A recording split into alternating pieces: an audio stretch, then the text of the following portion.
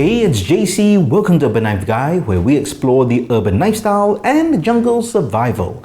Today we're going to have a look at the Cold Steel Mini Tac, and this is the Bowie style design. This is a neck knife, and we'll see if it makes for a good urban or jungle EDC. First, if you watch this channel regularly but have not subscribed, please do so to help the channel out. And if you'd like to support the channel even more, do check out my shop links in the pinned comment or description. And you can even join as a channel member. Thanks a lot. I think this is a pretty cool neck knife. If you are looking for something lightweight, small, something that has got pretty good ergos as well and is very budget friendly, I think this is a pretty good knife. Now I've seen this knife for quite some time, never pulled the trigger. This actually belongs to a buddy, so thanks for lending it to me for this review. And he got it on a sale, which is really a good price. I'd say it's just below $30 US, and that's a really good price, I think, for this knife. Now, this is cold steel, but I believe this particular one is made in China, but no problems with that.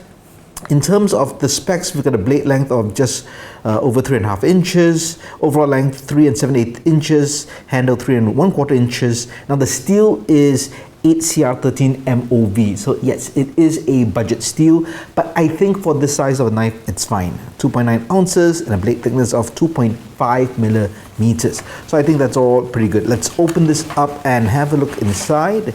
There you have the knife in that Griv-Ex sheath, and then we have this kind of a borrow chain system for the neck knife. Okay, we won't look at this right now, but let's have a look at the knife itself. So this is the package.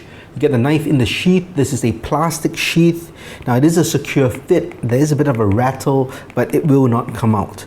Now to deploy the knife, you don't grab it like that, because if you pull it out this way, you would have to kind of adjust your fingers like that. So what you do is you take your second and third finger, just grip the base of the handle here, use your thumb to push off, and as it comes out, your index finger will naturally drop into that finger hold just like that.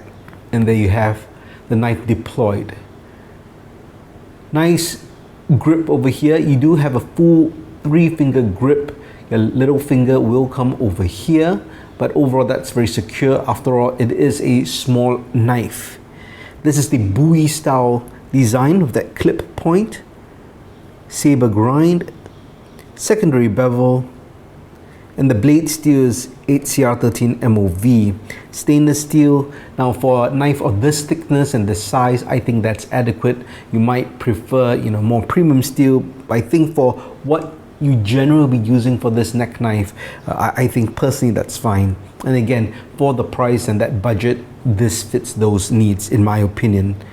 So that's it. Very simple in terms of the design. I mean, it is a full tang knife. You got these G10 scales, or these are glass reinforced nylon scales, and I think just good ergos. You do feel you have a good confident grip.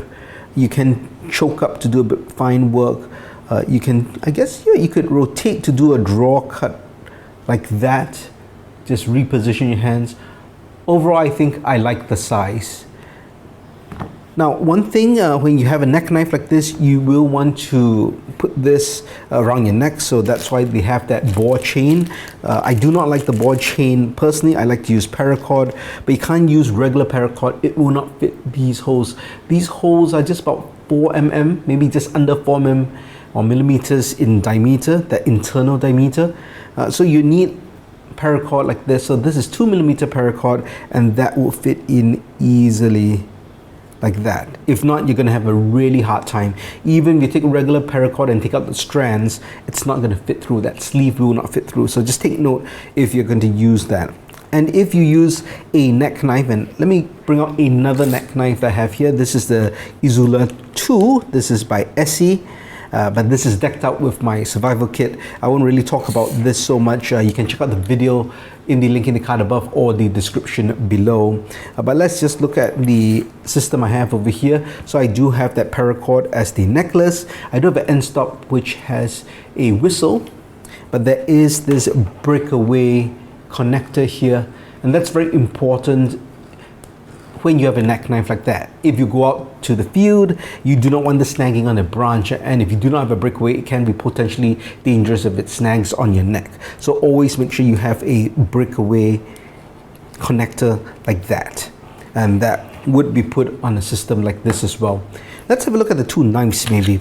This is quite a popular neck knife as well, the Azula 2. You can see it is slightly smaller. Now this one doesn't have the handle scales. You can buy it with the handle scales. So I've got this paracord wrapped handle, and this is better steel. 1095 steel has also got this coating.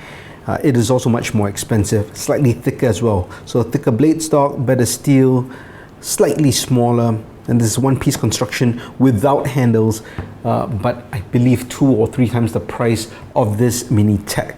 So really different in that. In terms of ergos and just feeling, I think both are good. Both serve that purpose as a small utility knife when you're out in the field, a neck knife, so lightweight, easy to deploy from the sheaths, and not too intrusive in my opinion. Well, there you have it. That is the Bowie Mini Tac from Cold Steel. Do you have this knife or maybe other versions? Do let me know your thoughts on this knife, and if you like this style of neck knife, or do you think it's practical to have this sort of size knife around your neck? Do let me know your thoughts in the comments below. If you liked the video, please give it a thumbs up, and if you like the content in general, please subscribe to the channel and hit that notification bell. As always, keep it sheath, keep it safe.